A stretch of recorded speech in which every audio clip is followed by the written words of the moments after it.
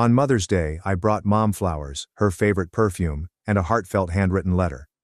But she dumped everything in a trash bag. This year, I hoped things would be different. Not perfect, not outstanding, but softer. I'm not sure why. Perhaps because I had been working so hard. I had not had time to overthink it. Or maybe it was because I had recently assisted her with her taxes, and she truly said thank you, which did not sound forced. Or because when I texted her last week to confirm brunch, she responded with a smile. Not an emoji, but a colon and parentheses. Old school, familiar, like when she texted me in middle school, before everything changed. So, yeah, I gave myself hope. I got her favorite perfume, the one she used to wear as a child and called me love in public. I got fresh flowers from a local shop, not the grocery store. And I spent literally hours on a handwritten letter. This isn't your typical Hallmark thanks for everything card. I told her that I understood things hadn't always been easy, that I respected all she sacrificed for me, and that I still loved her, even if she didn't always seem to want me around. It wasn't desperate, just honest. I convinced myself that brunch may be a reset, a way back in. She had me when she was just out of high school. For very some time, it was just us, messy, yet close. Then when I was 10, Mom met Jake, her current husband. He was decent at first, quiet and practical. I thought I could be gaining someone. I hadn't realized I was about to disappear. When the baby arrived, my half-brother Zach, I became more of a reminder of her past than her son. And Jake? Jake preferred a clean slate, a nuclear family. You could feel it in the way Dad always said our boy, but never referred to me as his stepson. Unless someone specifically inquired. But I remained hopeful. Because sometimes your need to be wanted outweighs all of the reasons you should know better. So when I arrived at the house that morning with gifts in my hands, I felt happy. Nervous, yes, but also proud. I felt like I was showing up as an adult, someone worth having at the table. The house looked great. She goes all out for occasions. Mimosas, cloth napkins, and proper place cards. Pinterest energy. When I walked in, she looked up from the table. "Oh, you made it," she replied. And for half a second, I thought she meant it. That perhaps this was it. Perhaps I had finally done something correctly. I handed her the flowers and perfume.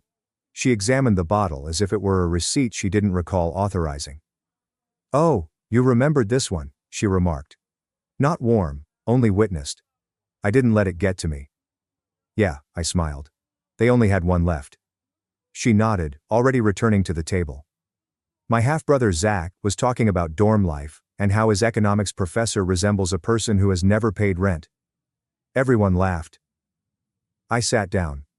My place setting included a folded napkin but no card. Nobody had saved me a mimosa. It was fine. I poured juice for myself, like a responsible adult. Jake asked how things were going at work and then turned away before I could finish answering. My mother was fixing the centerpiece. Zach passed the salt to me without looking. This was not new. But today, for whatever reason, it felt heavier. Perhaps because I had tried this time. Maybe because the letter was still in my jacket pocket and I was wondering when to give it to her. I had sealed it in a crimson envelope. Even used a decent pen. "Does anyone want more coffee?" I offered. My mother did not hear me, or she claimed not to. Halfway through lunch, my brother gave me a smirk. "So, do you enjoy celebrating Mother's Day from a distance now? Or is this a charitable visit?" Jake laughed. My mom said nothing. She simply sipped her drink. I smiled as if nothing bothered me, saying, "Well, I didn't bring a coupon, but I did bring a gift." My brother grinned. "Cool. Did you send it to her via Venmo like last year?" "Nope," I replied. "This year it's actually in writing." I stood up, removed the letter from my pocket, and placed it next to her dish. The red envelope stood out like blood on a white tablecloth. She looked at it as if I had just delivered her a court summons. Then my brother snorted. "Do you write her a love letter or something?" "Jesus, no," I replied, still smiling. "Just a thank you." The table fell silent for a moment. Then someone asked for the butter. After brunch, I helped to clean the plates. I was halfway to the kitchen with a stack when I realized the garbage bags had already been brought to the garage. We had barely completed our meal. Maybe she was simply being efficient. She preferred a tidy environment. I went outside to trash the napkins. The garage door was half open, and the sun was just bright enough to illuminate the bins heaped toward the back wall. And there, leaning against a black trash bag, I noticed it. The perfume is still packaged. The flowers were bent sideways, as if they had been thrown in without consideration. And my envelope is still sealed. Red on black plastic. My entire offering was dumped. I just stood there and stared. It did not feel like fury. At first I felt heat rise up my neck and settle behind my eyes. Not enough to make you cry, but enough to make the world seem blurry. I looked around. Nobody was watching. No camera crew appeared to suggest it was a mistake, a joke, or that she intended to return it. It's just stillness and rubbish. I crouched down, reached inside, and took everything back. The scent, the flowers, and the note. I held them for a second, standing in the dimly lighted garage, unsure what I was doing. Maybe it was instinctive. Perhaps it was pride. Perhaps I couldn't stand the image of my love decomposing under coffee grinds and eggshells. I walked back to my car holding the bag as if it were evidence from a crime scene. Sat there for a minute, engine turned off, letter on the passenger seat. What a ridiculous thing to write, I thought. Thank you for the years that you provided me. I understand it wasn't easy, but you did your best. I am proud of the woman you have become. I stared at the envelope. I then drove home. We didn't say goodbye. I did not text. I did not mention what I witnessed. I did not even slam the door. Just left softly. That night, I placed the note on my kitchen counter, next to the perfume and the wilting flowers. I stood there looking at them, hoping they'd explain why I continued trying, why I cared, and why I didn't see it coming. I didn't get much sleep, but I made one decision before the sun rose. And by the next morning, she was phoning non-stop. I used to believe that things change gradually, like erosion, and that you wouldn't notice it until the coastline was completely gone. But, looking back, I believe it happened faster than I allowed myself to admit. She met Jake when I was 10. He showed up for supper a few times before becoming a regular. One morning, I woke up to find his car in the driveway, his shoes in the hallway, and my mother wearing more makeup than normal. She smiled at him in a manner she hadn't for years. I recall thinking, oh. The baby arrived not long after. I was still 10. I did the math later, but I don't believe she expected me to at the time. In what seemed like a single breath, she and Jake had created an entire new family, new habits and rules. Where the home office formerly stood, there is now a nursery. A second fridge in the garage stocked with formula and organic baby food. A chore chart that no longer contained my name. Naturally, they were busy. Newborns are challenging. So I told myself it made sense when they neglected to inquire how my spelling exam went, didn't show up to my school musical, or left me waiting outside for karate practice in the rain. They were simply tired. It was a phase. I waited years for that period to pass. It did not. The baby grew. They adored him. He walked, and they applauded. He said "Dad," and they cried. When I brought home a school award, my mother responded, "That's great. Can you keep an eye on your brother while I take a nap?" It wasn't like she quit loving me overnight. It was as if she began to love someone else more loudly. And over time, the silence became terrible. By the time I left for college, the house no longer seemed like mine. Every wall featured photos of them, smiling at parks, matching holiday jammies, and my brother on Santa's knee. I was not in any of them. Not even a high school graduation photograph. Just erased. I recall walking past a framed canvas by the stairs that stated, "Family is everything," and thought, yeah, but not this one. But I continued trying. That's the part that still makes me embarrassed. I kept coming up on holidays. I kept purchasing birthday gifts. I assisted with expenses when I knew money was tight, even after I discovered they had taken a vacation and had just forgotten to tell it. I helped Jake find a job. I used my relationships to promote him for a client-facing function for which he lacked the necessary qualifications. He nailed his interview. When no one is fact-checking you, charisma can get you far. They never told anyone I helped. It was fine. I reminded myself that I wasn't doing it for credit. I was doing this to stay connected. To feel as though I was still theirs. Even after I acquired my own apartment and a decent job, I continued to visit, call, and contact my mother on odd Wednesdays to say, "Hope your day is going well." Sometimes she responded. She sometimes left me to read for days. But when she did answer, it was like oxygen. She texted me once after I helped her with some insurance papers saying, "You always come through. Thank you." I reread that message for weeks. I'm not proud of it, but if you've ever felt invisible to someone you used to be close to, you'll understand. That's why this year's brunch hurt so much. Because I had allowed myself to imagine that we had turned a corner. She confirmed the invitation with a smiley face in her text message. She thanked me after I assisted with her taxes. She did not beg for money. That month I felt things could be leveling out. Perhaps she was softening again. And for a little moment that morning, standing on her porch with flowers, a message, and the perfume Mom used to wear when I was younger, I felt like a son again. Then she smiled at my brother's joke about me being part family, and remained silent when Jake halted me mid-sentence, and moved the conversation to something about stock options. And when I delivered her the envelope, she hardly looked at it. The one I'd spent the night writing.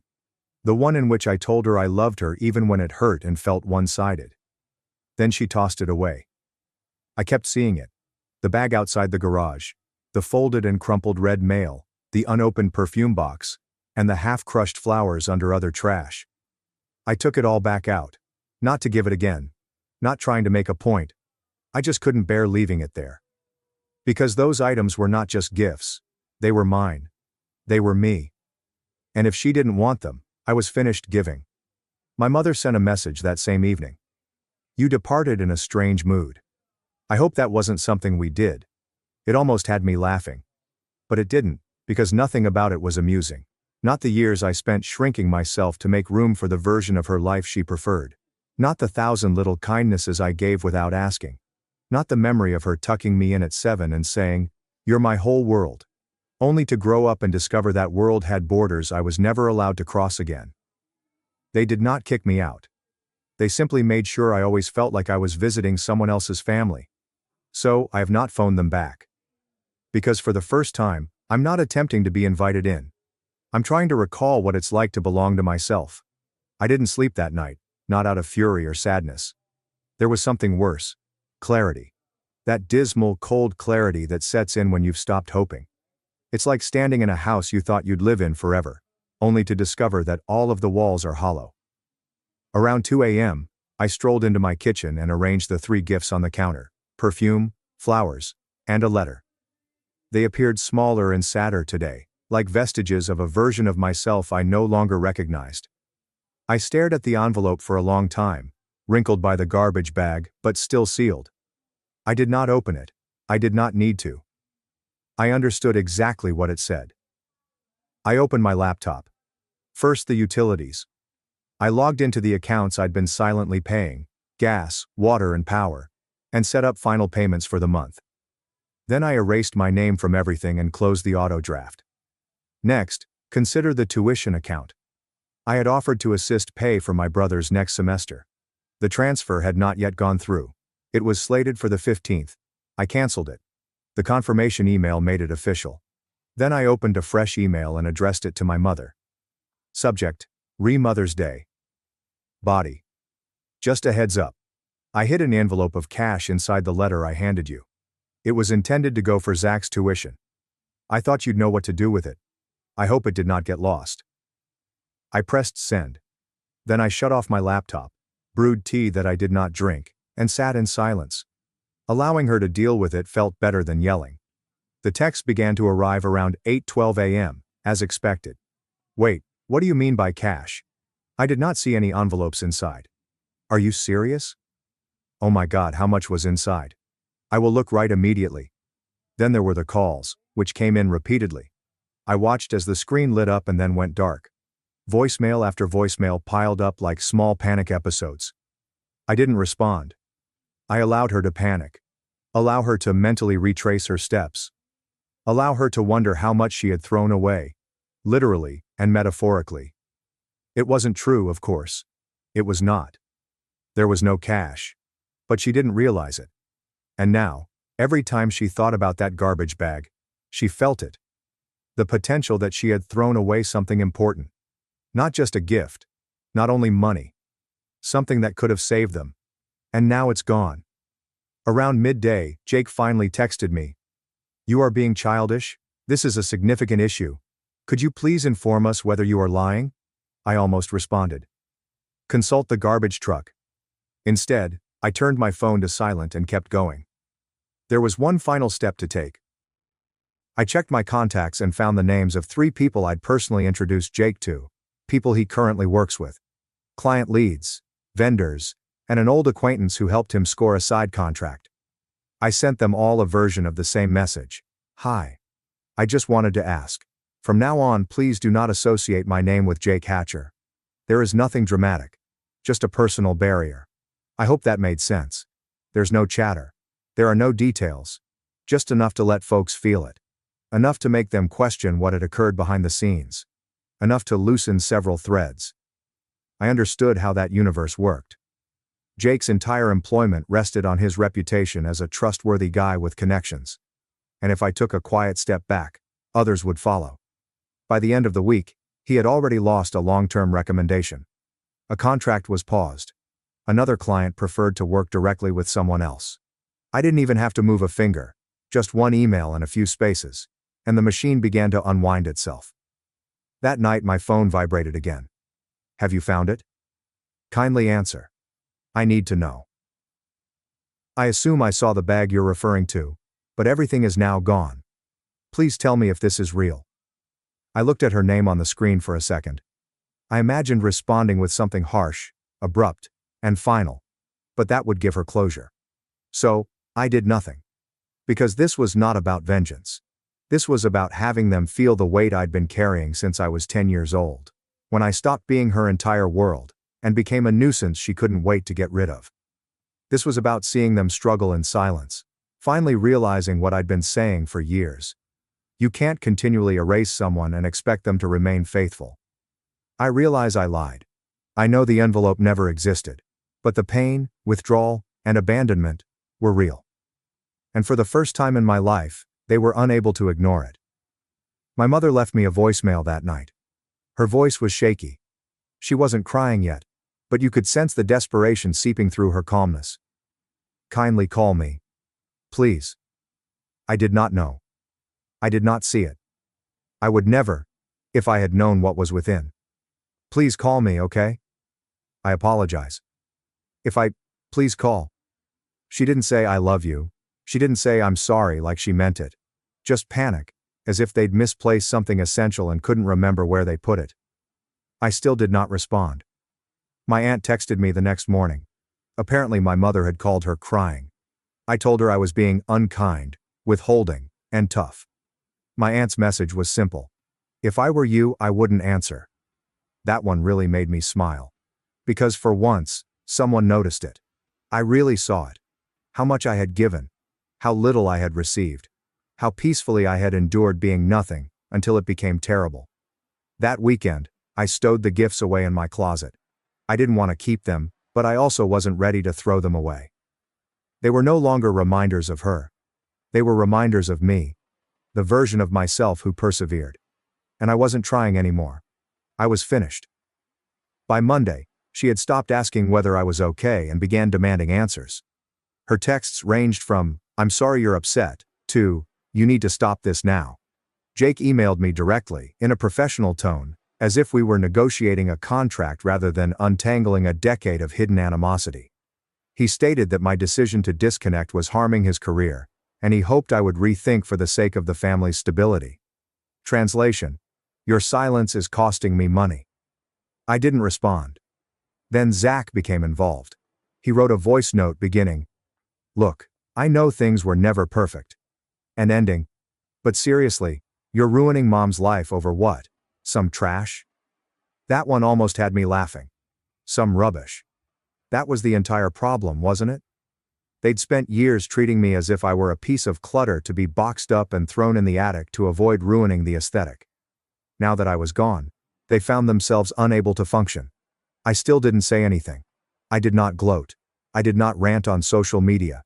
Did not send a final, "Here's everything you did wrong" message. I simply stopped playing the character. And this drove them nuts. By the end of the week, My mother arrived at my office. There's no warning. No call. Just walked in, as if on a mission. The receptionist buzzed me as if there was a fire. I came downstairs and saw her in the foyer, dressed in a white blazer and heels that clicked like punctuation points. She did not smile. "Can we talk?" she requested, already approaching the main doors. We stepped out. She didn't ask how I was, did not apologize. She went right to it. "You've humiliated this family," she retorted. "You've embarrassed your brother. Jake's job is hanging by a thread. Do you understand what that means?" "I understand exactly what that means," I replied quietly. She stared at me, her eyes intense. "You're doing this out of spite over one party?" I tilted my head. "Is that what you think?" She folded her arms. "We raised you. We paid for your clothes, your food, your school." I nodded slowly. "And I gave you a down payment on this house, covering your utility bills for 2 years. I offered to help with Zach's tuition. But sure, let's talk about the time you bought me sneakers in 5th grade. That broke something." Her jaw clenched. "That was your choice. We never asked you to help." "No," I replied. "You didn't ask, you just expected it. Expected me to pick up the slack when Jake forgot the mortgage was due. Expected me to understand when you skipped my birthday because Zach had a test. Expected me to stay quiet when you smiled while he called me half family, like I was an accident." She opened her mouth. "And you expected me to keep giving," he said. "Even after you threw away the only thing I had left to offer." That landed. She blinked. Something flickered in her face, perhaps remorse, or simply discomfort. Then she attempted one more play. "You're punishing the wrong person," she explained. "You're punishing your brother. He didn't throw anything away." I grinned, tight and exhausted. "You want to talk about the letter?" She paused. "I saw it, Mom," I replied. "In the trash bag next to the garage. I took it back." Her face transformed. The sharpness melted into something smaller and weaker. I didn't know," she replied. "I thought maybe you'd taken it with you. I wasn't sure." "You weren't sure?" I repeated. "I didn't mean to." "You never do." I did not yell. I did not raise my voice. I just let her hear it. Really hear it. "I'm not dropping the act just so you can feel better," I told you. "I'm not cleaning up the mess. And if Jake has to answer for how he got that job, that's not my problem anymore." She looked at me as if I'd grown a second head, as if the peaceful, trustworthy version of myself had been murdered in his sleep and replaced by someone unknown. Then she said it. "You're not just punishing Jake," she retorted. "You're punishing this family." I nodded. Then maybe this family should have stopped treating me like a stranger with a checkbook. I walked back inside. I didn't look back. 2 days later, Zach shared a hazy, dramatic story about people who abandon their family when times go tough. A few mutuals enjoyed it. One cousin contacted me individually. "Is that about you?" I responded, "Probably. And if it is, good." Jake, I heard, began hemorrhaging clients. People were questioning their partnerships. One of the vendors I introduced pulled their contract. He was asked to quit a month later. They termed it reorganization. Everyone realized it wasn't. Zach's tuition wasn't paid. He had to defer. I never said anything about it, not because I wanted to be unkind, but because silence was the only language they never learned to understand. A few weeks after the office scene, my mom, Jake, and Zach called me as a group. I didn't respond. They left a voicemail. "We just want to talk," she murmured, sweet and cautious, like someone attempting to reset a chessboard after flipping it. Zach murmured, "Sorry, I guess." Jake did not speak. Then my mother added, "You made your point. So what now? You're disowning us?" I replayed the message twice. Once to hear what they said, and once to hear what they didn't. Nobody said I'm sorry like they meant it. Nobody complained we didn't treat you well. They simply wanted me back in position. Return to the role. But I was done playing it.